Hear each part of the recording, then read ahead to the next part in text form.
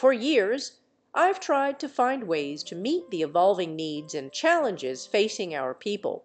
Now, more than ever, we must come together, not just as a nation or a commonwealth, but as a global community. That was the spirit behind a stunning announcement that has sent shock waves across Britain and beyond. Whispers from within palace walls have become headline news, and King Charles has just broken centuries of royal tradition with a single unexpected statement. Rumors call it the boldest move in modern royal history. What exactly did he say, and why now? The update began as any royal communication might. Quietly, modestly. The setting was unremarkable, a simple room at Clarence's house. Behind King Charles, the Union Jack fluttered gently, as if preparing the public for calm, not upheaval. He sat alone. No crown, no regalia, no pomp, just a man, a monarch, and a nation watching. The press had been told to expect a brief address, perhaps touching on customary matters of state or paying tribute to the past. But as the king began to speak, it became clear this would be anything but routine. His voice wasn't distant or ceremonial. It was intimate, thoughtful, and burdened with a weight of reflection. He spoke not with rehearsed attachment, but with a personal candor rarely seen from a reigning monarch. He referenced his late mother, Queen Elizabeth Roman II, and the responsibility he inherited. He acknowledged the changing world outside the palace gates, a world increasingly indifferent to royal pageantry. Rather than issue policy points or ceremonial platitudes, he looked inward. Then came the moment that froze the room. Without warning, King Charles declared that the monarchy, as it has long been known, would be transformed not eventually, but starting now. He didn't use the word abolish, but the word transform barely captured the magnitude of what followed. He announced a dramatic immediate downsizing of the royal family, no more large-scale events featuring extended relatives, no more public funding for royals without clear constitutional roles. The monarchy would slim down to its essential core, himself, Queen Camilla, Prince William, and the direct line of succession. He didn't stop there. All royal engagements would be reviewed. Titles would be scrutinized. Every royal expense would be made public. This was not symbolic. It was a roadmap, one that drew a clear line between ceremonial spectacle and public accountability. Charles openly admitted the era of grandeur was over. The people, he said, deserved clarity, not tradition for tradition's sake. Reactions were mixed. Some viewers praised the bold pivot, while others were left stunned. For generations, the monarchy had been defined by opulence, hierarchy, and ritual.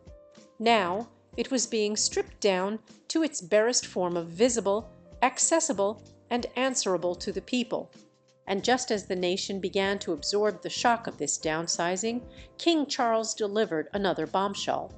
With a calm, unwavering voice, the king revealed that Balmoral and Sandringham, two of the most iconic royal estates, would no longer remain in royal hands.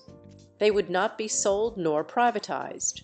Instead, they would be given to the nation, passed not to Prince William, but to the people. These historic lands, he explained, would become public institutions, museums, research centers, and community housing projects. The land must serve the people, he said simply.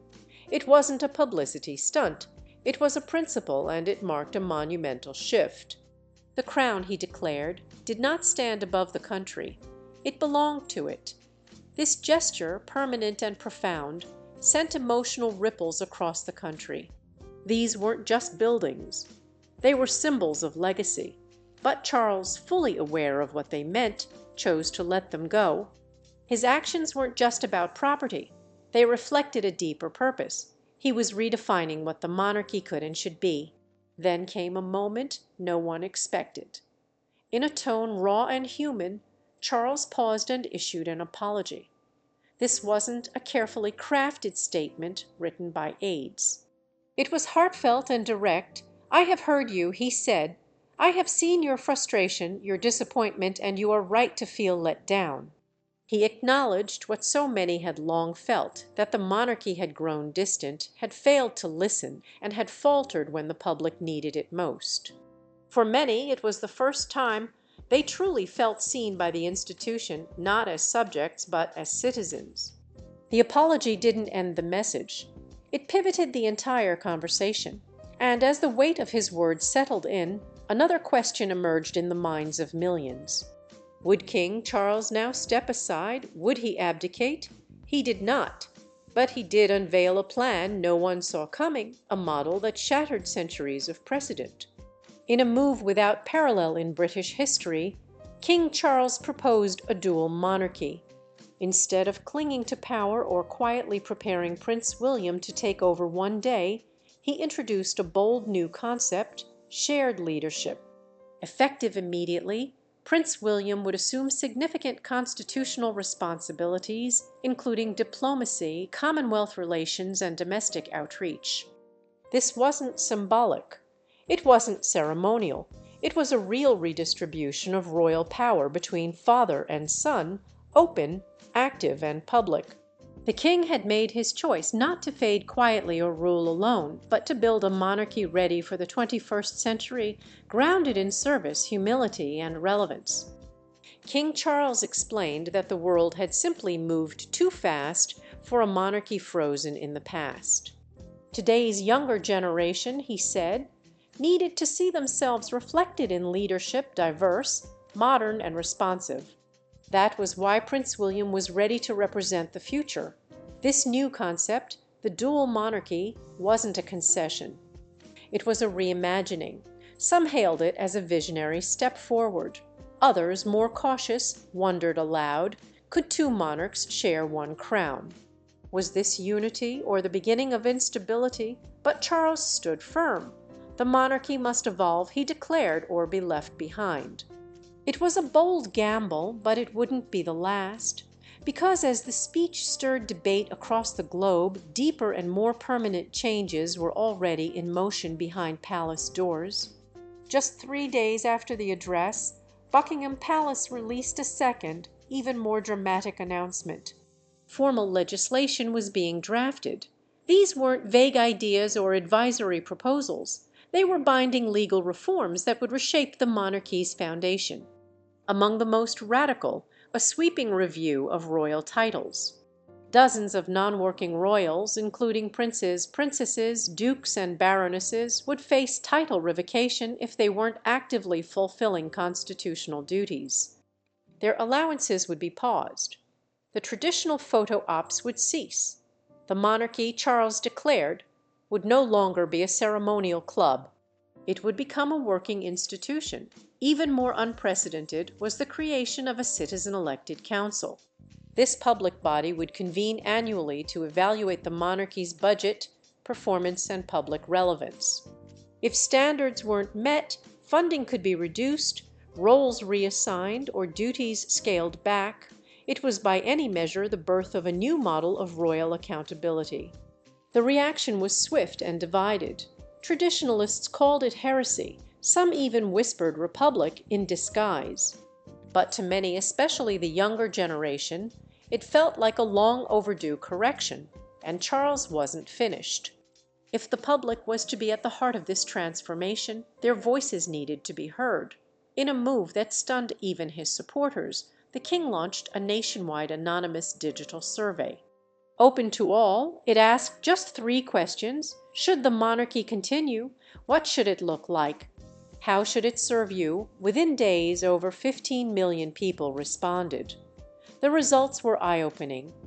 72% supported modernization. Just 1% supported the idea of a dual monarchy outright. 9% believed the monarchy should eventually end. But the most powerful figure was this: 92% said this was the first time they had ever felt truly heard by the royal family. For many, it wasn't about agreeing or disagreeing. It was about finally being invited into the conversation. As the data poured in, Charles began private meetings with historians, reformers, economists, and even longtime critics. Not to defend the monarchy, but to understand how it could be rebuilt. And yet, perhaps the most monumental shift of all was still cloaked in secrecy. Whispers from within the palace suggested that King Charles was preparing to rewrite the coronation oath itself. This sacred vow spoken by every monarch before God and country had remained untouched for generations. But the new version, if approved, would be unlike anything seen before. It would be a vow not merely to lead, but to serve; not only to reign, but to unite; not just to preserve the past, but to shape the future; a promise rooted in modern values, inclusion, transparency, and service. Insiders insisted this wasn't about abandoning tradition, it was about honoring it by making it matter again. If such a transformation occurs, the monarchy will not merely look different, it will be different. And that brings us to the final question. King Charles has done what few dared to imagine. He's challenged the very system he was born into.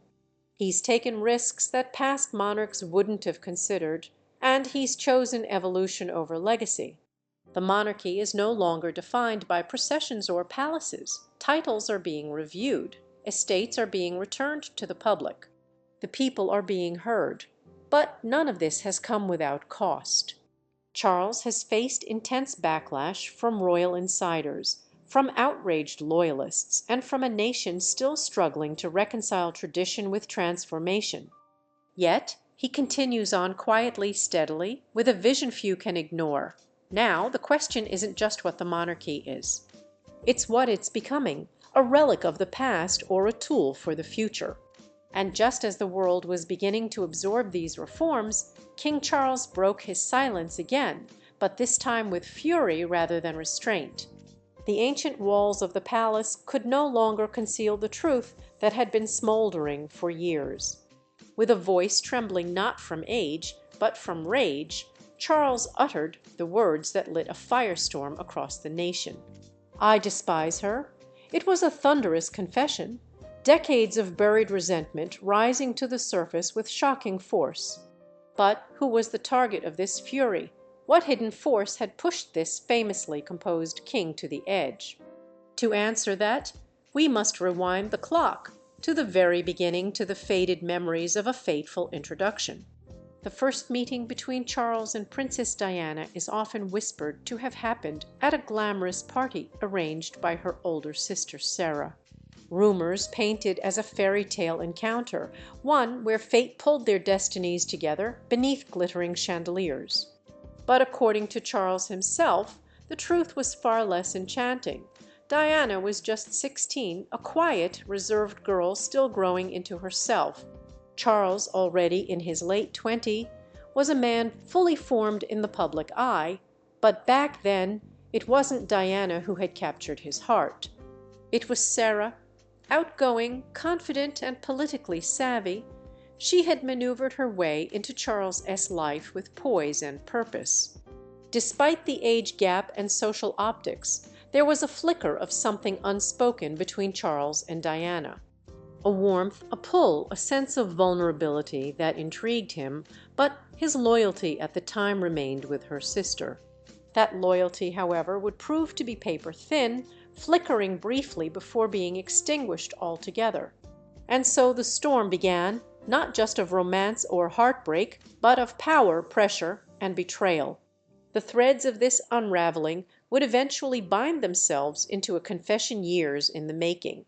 One that would send shock waves through the monarchy. One that demands we ask again, what else lies behind those palace walls? The spark between Charles and Diana, faint and fleeting at first, was almost snuffed out as quickly as it appeared. Shortly after their enigmatic first encounter, Charles and Sarah, Diana's elder sister, embarked on a high-profile skiing holiday. Under the glare of media spotlights, their every move was captured and glorified. Headlines busted with talk of an imminent engagement, and newspapers brimmed with radiant photos of the pair smiling side by side in the snow. The image of a fairy tale romance was eagerly painted for the world to see, but behind the dazzling facade the truth was far murkier. At yet another of Sarah's social gatherings, Charles found himself in an unexpected moment of privacy with Diana. As she guided him through her home's gallery, their conversation flowed effortlessly, imbued with a quiet warmth that left a lasting impression on him. Diana's kindness and authenticity stirred something in Charles, an attraction that surprised him. Though he remained committed to Sarah, the encounter quietly planted a seed within him, a curiosity that began to take root. Diana, still only 16, felt simultaneously flattered and overwhelmed by the attention of a man so much older and profoundly entrenched in the royal world.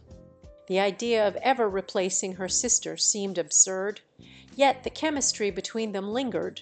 Then, in a shocking turn of events, Sarah did the unimaginable. She walked away.